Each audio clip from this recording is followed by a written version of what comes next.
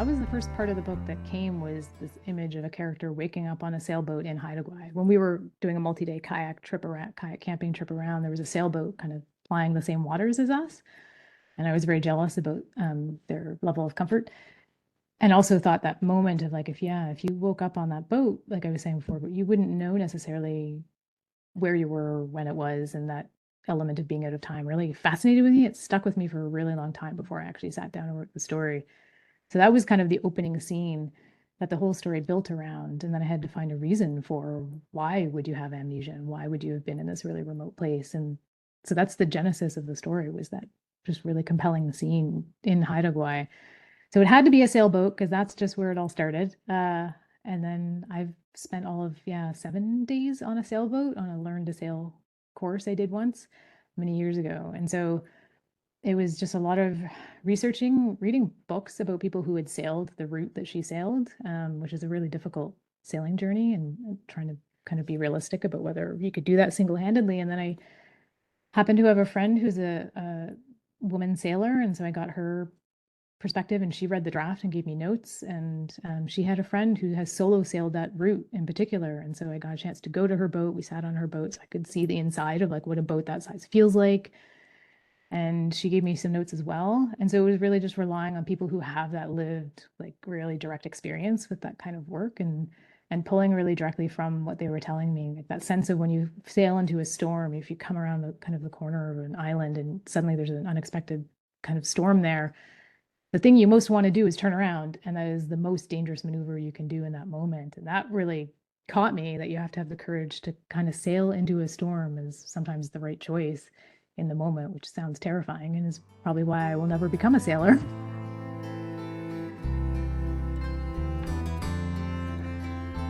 I've spent time through my job trying to talk with the public about climate change and various aspects of it, sea level rise, public engagement campaigns. And it's challenging to get people in a to engage on that. Like, you don't want to come to a community center on your Saturday and talk to a city employee about climate change strategies. I don't want to do that. I don't fault anybody for not wanting to spend their free time doing that.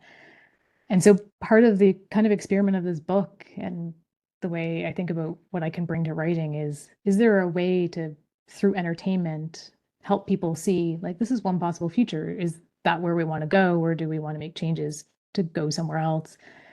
And so it's that idea of like, people need to escape, they need entertainment, but can they, through, while also being entertained, kind of learn something or kind of get a different perspective on the world? And speculative fiction is so good for that, that defamiliarization and letting you look at a topic from a different way that maybe you hadn't considered before. And for Drift, part of it was that climate migration, and that migration is a kind of a logical, reasonable response for some people facing really dramatic, devastating climate impacts. And so how are we going to respond to that? And if we wait until it's a crisis at our border, we know we're going to respond in an inhumane way.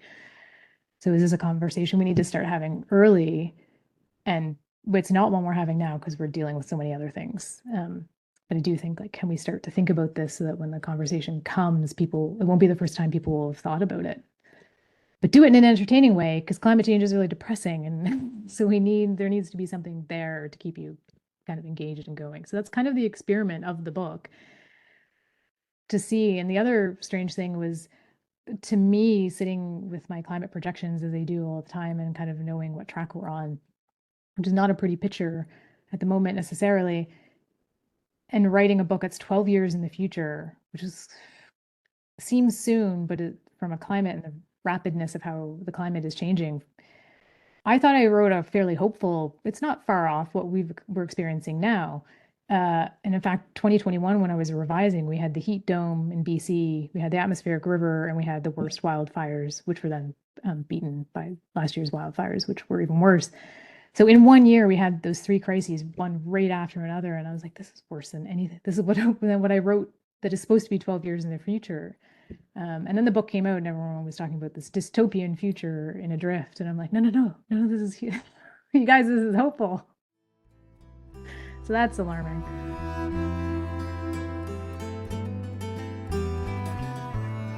Better on some days than other days, to be honest, in working on it all the time. But I think there's a quote from, I think, Rebecca Solnit, who she says kind of like, um, giving up is a privilege, like because we're living in relative comfort and be able to probably be okay for the most part, whereas other countries are facing complete destruction.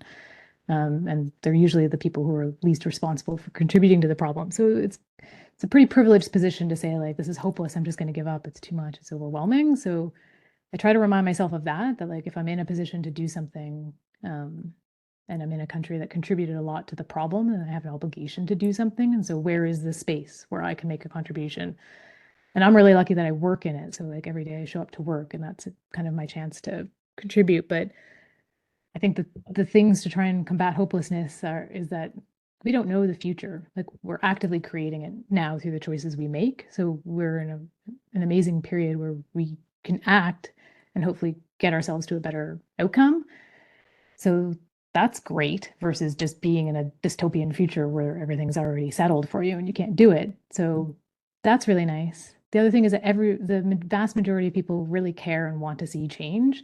And as much as there's misinformation campaigns from kind of industries that want to see us stay the course, people are open to change. They want to see it. They are concerned. Poll after poll shows this. And so we just need to communicate that to our leaders and make sure they know that they have our support.